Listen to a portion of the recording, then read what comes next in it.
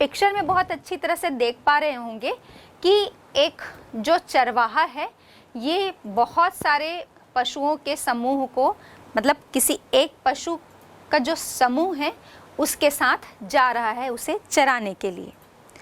तो ये जो पशुचारण है ये भी दो तरीके से या दो प्रकार का होता है, उन्हें पालने के तरीके के अनुसार और जीवन निर्वाह या जीवन यापन के तरीके के आधार पर दो प्रकार जो हैं वो इसके दो वर्गीकरण किए जाते हैं।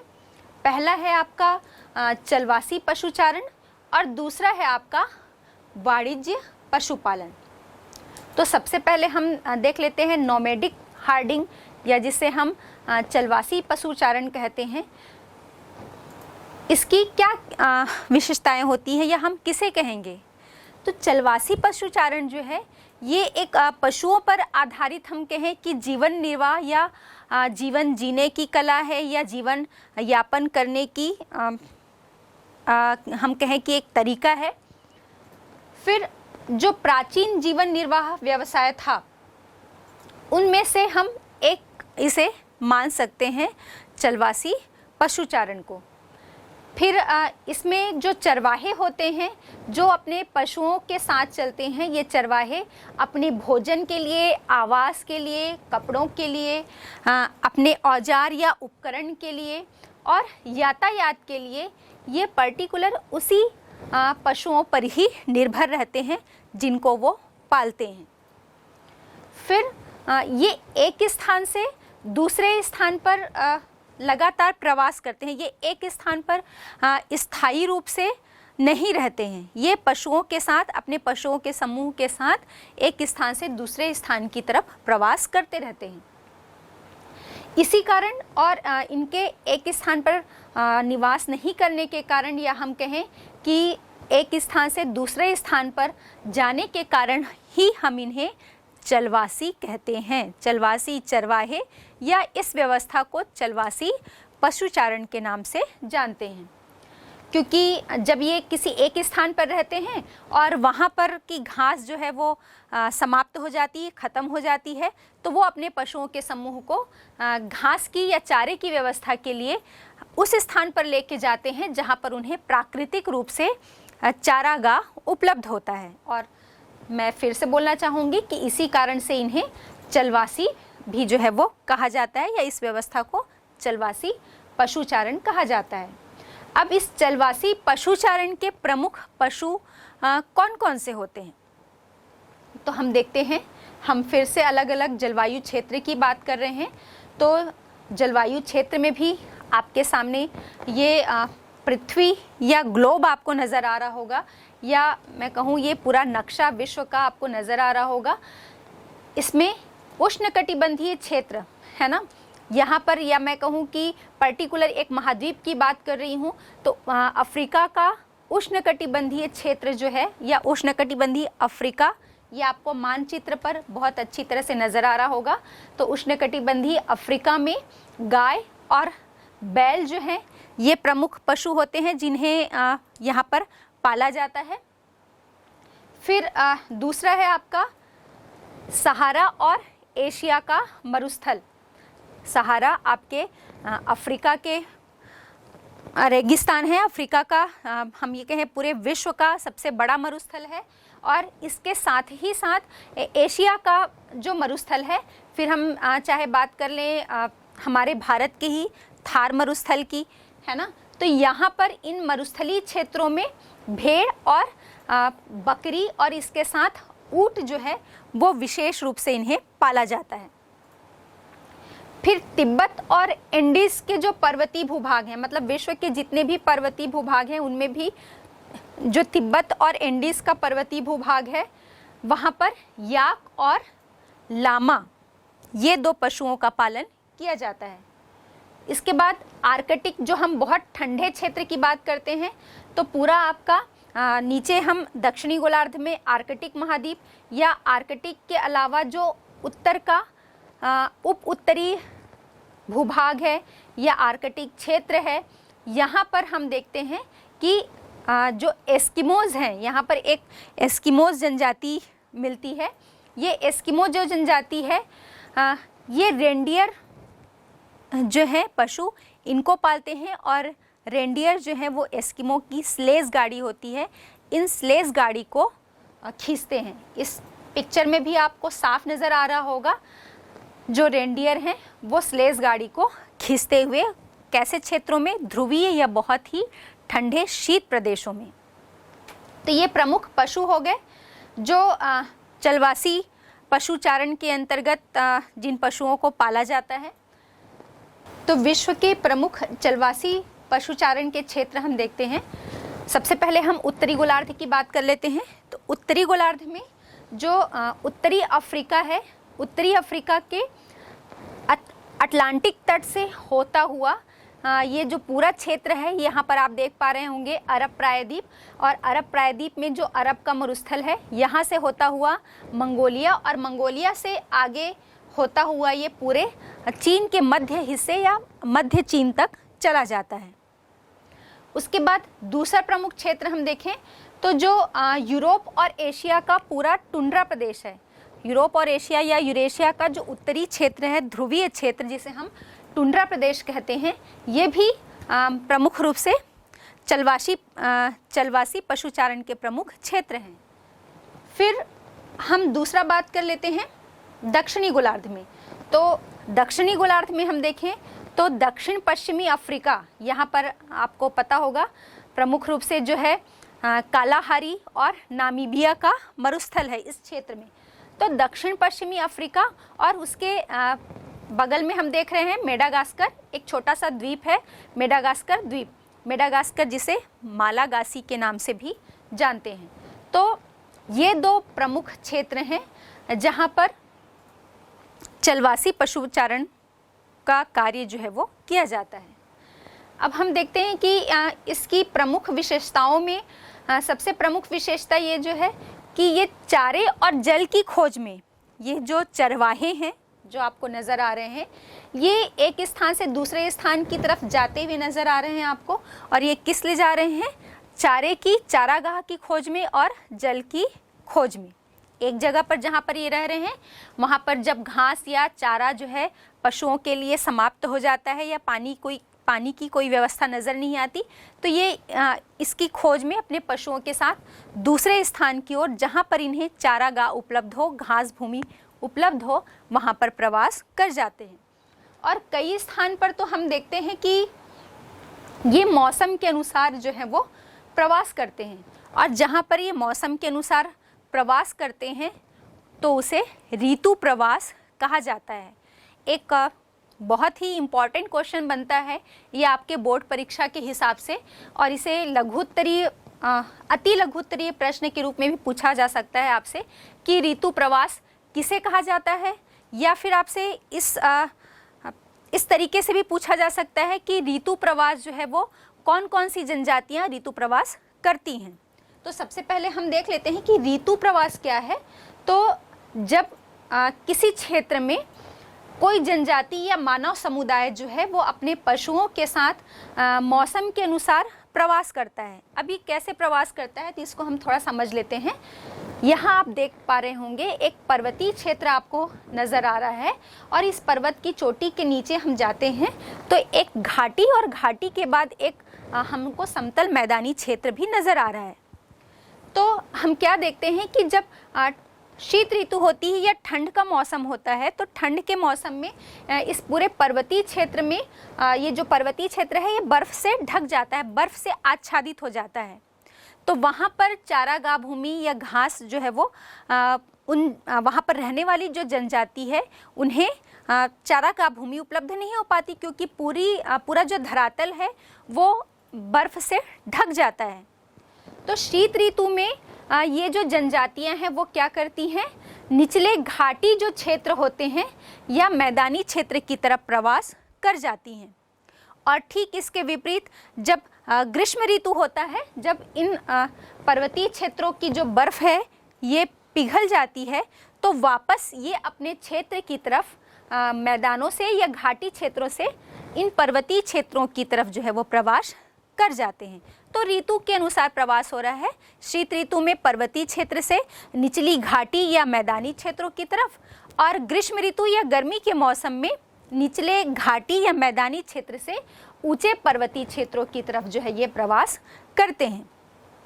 अब हम टुंड्रा प्रदेश की बात कर रहे हैं। आप देख पा रहे होंगे बहुत अच्छी तरह से मानचित्र पर, टुंड्रा प्रदेश में जो लैप्स चरवाहे होते हैं, हाँ, टुंड्रा प्रदेश में जो जनजाति चलवासी पशुचारण का कार्य करती है, उनका नाम है लैप्स। आपसे एक शब्द के रूप में ये प्रश्न पूछा भी जा सकता है कि टुंड्रा प्रदेश में कौन सी चलवासी जनजाति जो है वो निवास करती है, तो वो है लैप्स।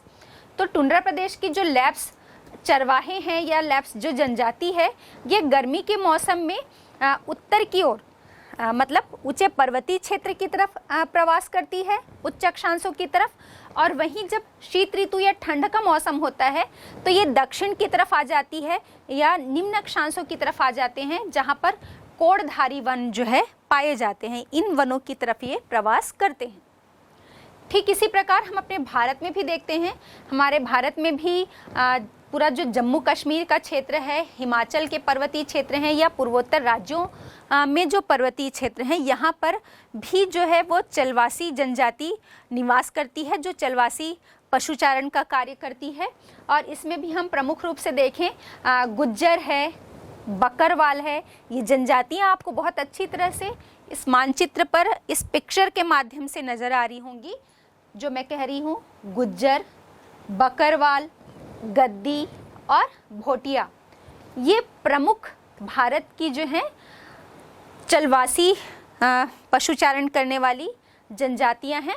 और ये भी प्रश्न आपसे जो है वो पूछा जा सकता है एक शब्द के रूप में कि भाई भारत में हिमाचल के जो प्रमुख रूप से चलवासी जनजाति कौन सी है, या जम्मू कश्मीर में रहने वाली चलवासी जनजाति कौन सी है। फिर हम देखते हैं कि ये तो क्षेत्र की बात हो गई, फिर इससे संबंधित जो हमने महत्वपूर्ण तथ्य हैं उन पर चर्चा कर ली। अब देखते हैं कि जो चलवासी पशुचारण हैं, इनकी संख्या में लगातार कमी आ रही है। तो चलवासी पशुचारण क्यों कम हो रहा है, ये प्राथमिक व्यवसाय में कमी क्यों आ रही है, ये प्रश्न भी आपसे पूछा जा सकता है अति लघुत्तरी प्रश्न के रूप में। तो इसके दो प्रमुख कारण हैं। पहला तो हम देखते हैं जो राजनीतिक सीमाएं हैं उनका अधिरोपण कर दिया गया है। मतलब कई देश जो हैं या जो अलग अलग देश हैं उनके द्वारा अपनी सीमाओं का निर्धारण कर लिया गया है, और इन सीमाओं के अंदर जो बाहरी लोग हैं, बाहरी राज्यों के लोग हैं या बाहरी देशों के लोग हैं, उनका जो आना जाना है वो प्रतिबंधित कर दिया गया है। तो इस कारण से भी इनकी संख्या में कमी देखी जा रही है। और दूसरा है नई नई जो बस्तियां हैं या हम जिन्हें कहते हैं टाउनशिप, है ना, तो ये योजनाएं जो हैं, नई बस्तियों की योजनाएं जो हैं बनाई जा रही हैं।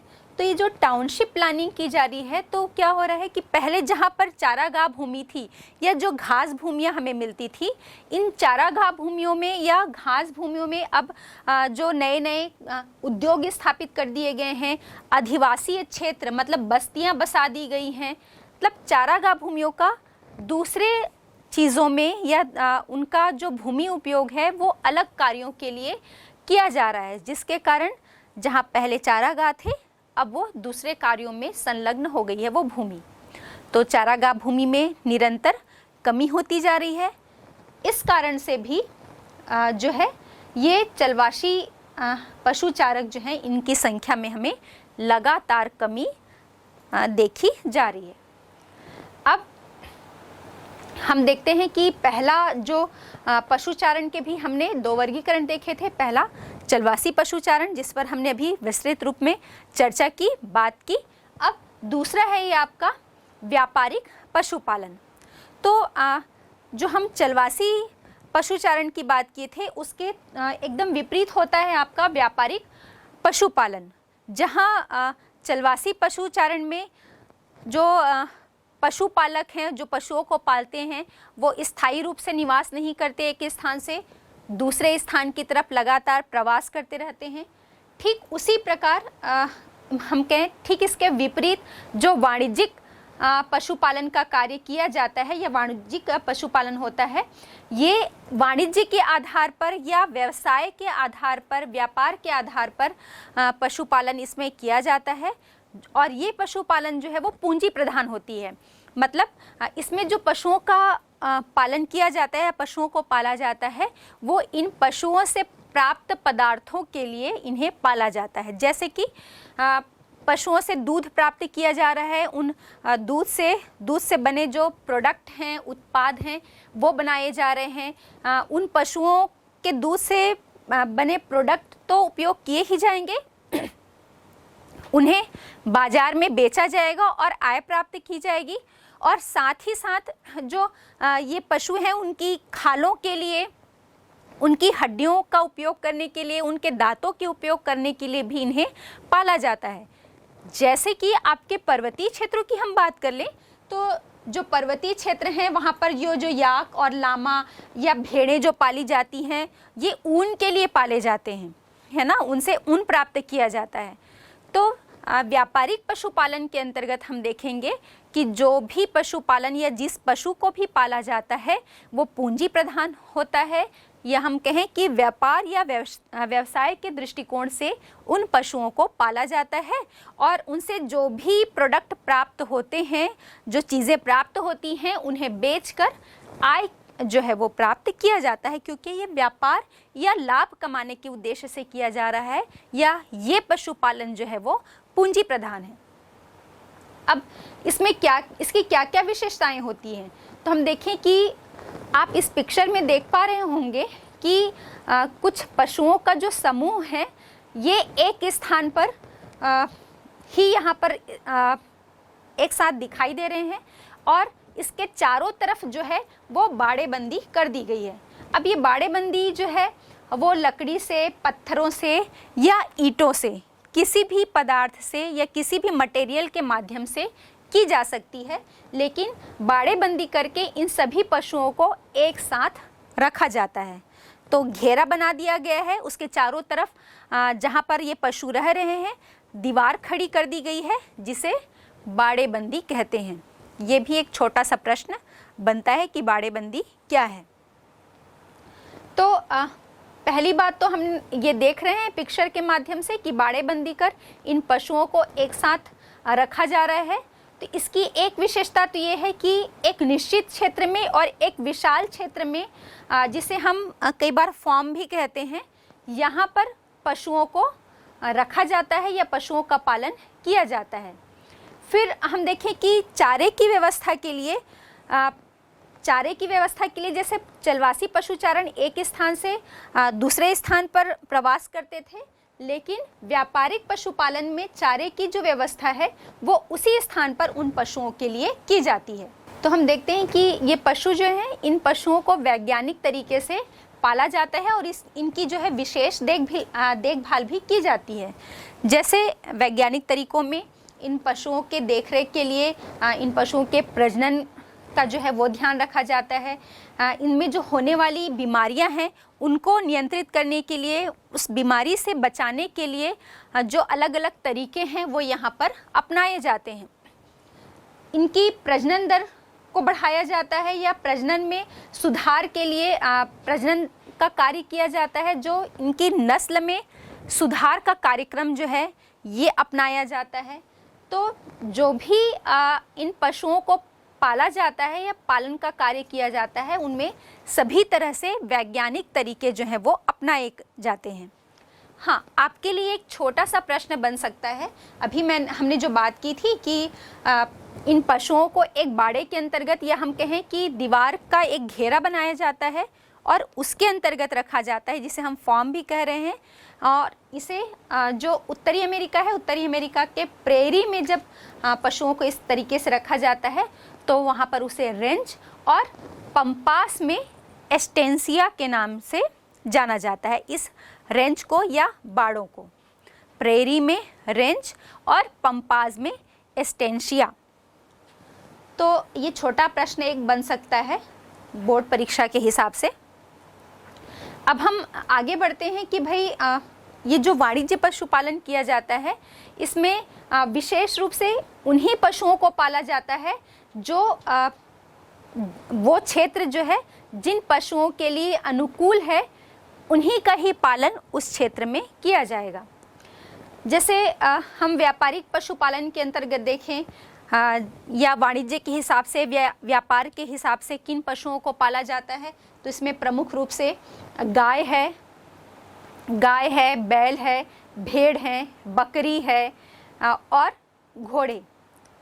इनसे जो इन सभी पशुओं से जो मांस प्राप्त होता है, उनकी जो खाल होती है, ऊन जो है, उनको वैज्ञानिक ढंग से संसाधित किया जाता है और डिब्बा बंद करके इन्हें बाजार में बेचा जाता है व्यापार के उद्देश्य से। अभी हमने कहा ना भाई पूंजी प्रधान है व्यापारिक पशुपालन, और ये जो पशुपालन का कार्य है वो व्यापार के उद्देश्य से ही किया जा रहा है। तो इनसे मिलने वाले जितने भी प्रोडक्ट हैं, जो भी पदार्थ हैं, उन सभी को संसाधित करके रखा जाएगा और उसके बाद डिब्बा बंद करके इन्हें बाजार में बेचा जाता है और उससे आय प्राप्त जो है वो की जाती है। अब हम देखते हैं कि जो वाणिज्यिक पशुपालन है इनके प्रमुख क्षेत्र कौन कौन से हैं। तो सबसे पहले हम बात कर लेते हैं, ऐसे तो बहुत सारे क्षेत्रों में जो है वाणिज्यिक पशुपालन किया जाता है, लेकिन प्रमुखतया हम बात करें तो न्यूजीलैंड में जो पशुपालन है वो विशेष रूप से किया जाता है। और हम ये कहें कि न्यूजीलैंड की अर्थव्यवस्था की आधारशिला या यहाँ की जो अर्थव्यवस्था है उसका आधार ही जो है वो क्या है, पशुपालन। यहाँ पर सभी उत्पादों का क्या किया जाता है, निर्यात किया जाता है। फिर दूसरे नंबर पे हम देखते हैं ऑस्ट्रेलिया में आप मेरिनो भेड़ से बहुत अच्छी तरह से परिचित होंगे। यहाँ पर मेरिनो भेड़ पाली जाती है और ये भेड़ जो है वो प्रमुख रूप से ऊन के लिए ही पाली जाती है और ऊन के साथ ही साथ यहाँ पर इन भेड़ों की जो मांस है इनका भी निर्यात किया जाता है। फिर हम बात कर लें अर्जेंटीना की, तो अर्जेंटीना में गाय का पालन किया जाता है और ये जो गायें हैं ये इस अर्जेंटीना के पंपास जो घास के मैदान हैं यहाँ पर इनको प्रमुख रूप से पाला जाता है। लेकिन पंपास जो घास के मैदान हैं यहाँ पर जो घास है, इन घास को खाकर, ये नाम आप शायद परिचित भी होंगे, अल्फ़ा नाम की घास जो है वो यहाँ पर पाई जाती है पंपास घास के मैदान में। और इन घासों को खाकर जो वहाँ पर की गायें हैं वो बहुत ज़्यादा हेल्दी हो जाती हैं और इससे फिर जो इनके द्वारा प्रोडक्ट, फिर हम चाहे मांस की बात कर लें, फिर उनके द्वारा जो दूध दिए जाते हैं और दूध से फिर अलग अलग जो है प्रोडक्ट जैसे दही हो गया, पनीर हो गया, इस टाइप के आइटम जो हैं वो बनाए जाते हैं और उन्हें बाज़ार में बेचा जाता है। ये 3 जो प्रमुख क्षेत्र थे, या हम बात करें कि जो भी पशुचारण का कार्य है वो पूरे महाद्वीप में, विश्व में जो अलग अलग महाद्वीप हैं वहाँ जितने भी जो घास भूमियाँ हैं, घास के जो क्षेत्र हैं, वहाँ पर ये पशुपालन का कार्य किया जाता है। और जब हम विशेष रूप से व्यापारिक पशुपालन की बात कर रहे हैं तो यदि हम इसे महाद्वीपवार देख लें तो उत्तरी अमेरिका में जो प्रेरी का मैदान है, या प्रेरी जो घास भूमि है, इसके उत्तर से दक्षिण की ओर हम चले जाएं, पश्चिमी कनाडा, उसके बाद पश्चिमी संयुक्त राज्य अमेरिका और मैक्सिको, यहाँ पर पूरा उत्तर से दक्षिण तक जो है ये इसका विस्तार व्यापारिक पशुपालन का मिलता है हमें। इसके बाद हम दक्षिणी अमेरिका में आ जाते हैं, तो दक्षिणी अमेरिका का जो ब्राज़ील का पठारी भूभाग है, इसके साथ ही हमने अभी बात की ही थी अर्जेंटीना की। अर्जेंटीना का जो पंपास घास भूमि है वहाँ पर। इसके बाद हम देख लें यही दक्षिणी अमेरिका में ही जो वेनेजुएला है, वेनेजुएला में जो लानोस घास भूमि है यहाँ पर। फिर हम आ जाते हैं अफ्रीका में, तो अफ्रीका में जो दक्षिण अफ्रीका है, दक्षिण अफ्रीका का जो वेल्ड घास का मैदान है यहाँ पर। इसके बाद हम जब ऑस्ट्रेलिया की बात करते हैं तो ऑस्ट्रेलिया में और ऑस्ट्रेलिया के साथ ही न्यूजीलैंड में जो यहाँ की शीतोष्ण घास भूमि है, यहाँ पर भी जो है ये व्यापारिक पशुपालन का कार्य किया जाता है। और इसके साथ यूरेशिया का जो स्टेपी घास भूमि है, ये स्टेपी घास के मैदान है, यहाँ पर भी व्यापारिक पशुपालन का कार्य किया जाता है। अब इन सब के अलावा जो कैस्पियन सागर है, कैस्पियन सागर के पूर्व में और जो अराल सागर है, अराल सागर के उत्तर में हम देखेंगे तो यहाँ पर भी व्यापारिक पशुपालन का कार्य किया जाता है। तो ये जो है ये प्रमुख क्षेत्र हैं जहाँ पर कि व्यापारिक पशुपालन का कार्य किया जाता है। तो हमने बात की, इसके अंतर्गत आपको ध्यान में रखना है कि रेंज को हमने देखा था कि प्रेरी और पंपास में किस नाम से पुकारा जाता है, या मैं ये कहूँ कि जो पशुओं के लिए बाड़े बनाए जाते हैं व्यापारिक पशुपालन में, उनके नाम प्रेरी घास के मैदान में या पंपास में उन्हें किस नाम से पुकारा जाता है, ऋतु प्रवास क्या है, या आपसे पूछा जा सकता है कि व्यापारिक पशुपालन और चलवासी पशुचारण के क्षेत्र कौन कौन से हैं, या किन जनजातियों के द्वारा चलवासी पशुचारण का कार्य किया जाता है। तो ये पूरे मानचित्र में आपको मानचित्र की सहायता से उन क्षेत्रों को ध्यान में रखना है और इन छोटी छोटी चीज़ों को, छोटी छोटी बातों को भी आपको ध्यान में रखना है कि कौन सी जनजाति क्या कार्य कर रही है, कौन से पशुओं का पालन करती है, या अलग अलग जलवायु क्षेत्र में कौन कौन से पशुओं का पालन जो है वो किया जाता है। अभी हमने देखा कि चलवासी पशुचारण क्या है और वाणिज्य पशुपालन क्या है। अब हम इन दोनों में अंतर पर बात कर लेते हैं। चलवासी पशुचारण, इसमें कुछ पॉइंट्स देखते हैं कि चलवासी पशुचारण की क्या क्या विशेषताएं होती हैं, और उसके साथ ही हम देखेंगे कि वाणिज्य पशुपालन की क्या क्या विशेषताएं होती हैं। नंबर 1 है चलवासी पशुचारण। हम कह सकते हैं कि पुरानी दुनिया तक ही सीमित है और इसके मुख्य क्षेत्र जैसा आप मानचित्र पर देख पा रहे हैं, सहारा, पूर्वी अफ्रीका का तटीय भाग, दक्षिण पश्चिमी और मध्य एशिया, और इसके साथ ही यूरेशिया में टुंड्रा का क्षेत्र और दक्षिण पश्चिमी अफ्रीका और मालागासी, जिसे हम मेडागास्कर भी कहते हैं, इसका पश्चिमी भाग आता है जहां पर चलवासी पशुचारण का कार्य किया जाता है। चलवासी पशुपालक चारे और जल की खोज में एक स्थान से दूसरे स्थान पर घूमते रहते हैं। तीसरा हम देखते हैं कि ये पशु जो हैं वो प्राकृतिक रूप से बड़े होते हैं और किसी भी प्रकार से उनकी कोई विशेष देखभाल नहीं की जाती। नेक्स्ट पॉइंट है चलवासी पशुपालक जो होते हैं एक ही समय में अलग अलग प्रकार के पशुओं को पालते हैं या रखते हैं। फिर है चलवासी पशुपालन एक जीवन निर्वाह आर्थिक पद्धति है या जीवन निर्वाह पद्धति पर आधारित होती है, जिसमें स्थानीय खपत के लिए चाहे वो भोजन, वस्त्र, आवास और जीवन की अन्य सुविधाएं जो हैं जुटाई जाती हैं। फिर नेक्स्ट पॉइंट है चलवासी पशुपालन जो है इस पद्धति में चारे की फसल नहीं उगाई जाती।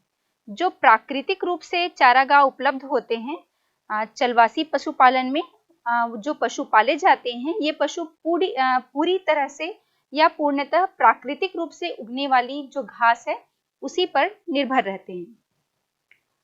अब हम बात करते हैं वाणिज्य पशुपालन या वाणिज्य पशुधन पालन की विशेषताओं पर।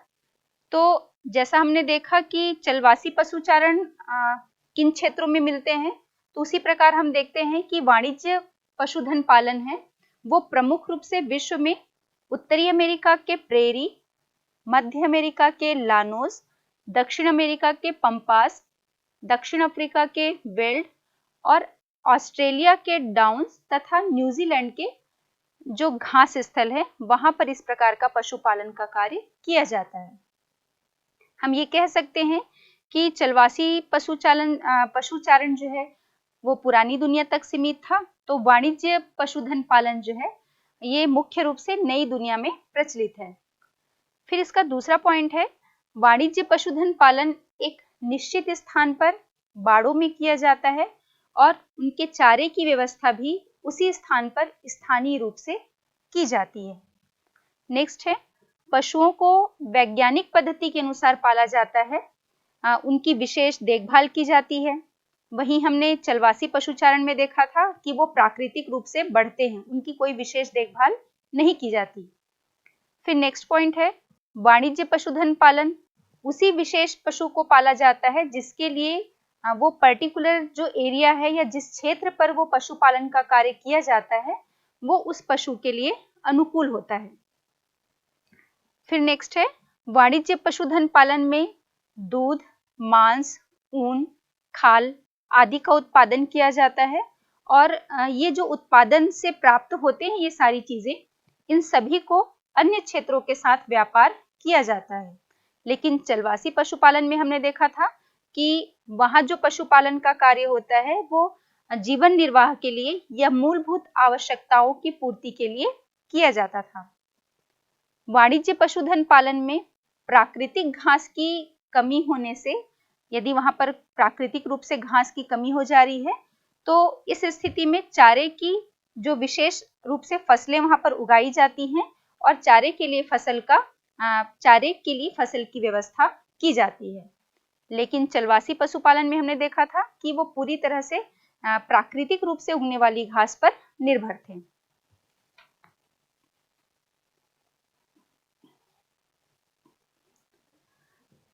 रोपण कृषि के विभिन्न देशों में, विश्व के जो अलग अलग देश हैं जहां पर ये रोपण कृषि का कार्य किया जाता है वहां पर इसे अलग अलग नामों से पुकारा जाता है।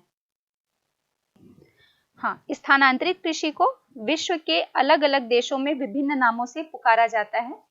आइए हम देख लेते हैं कि अलग अलग देशों में इनके क्या क्या नाम हैं। तो पहले हिंदेशिया और मलेशिया, यहाँ पर इसे लदान कहा जाता है।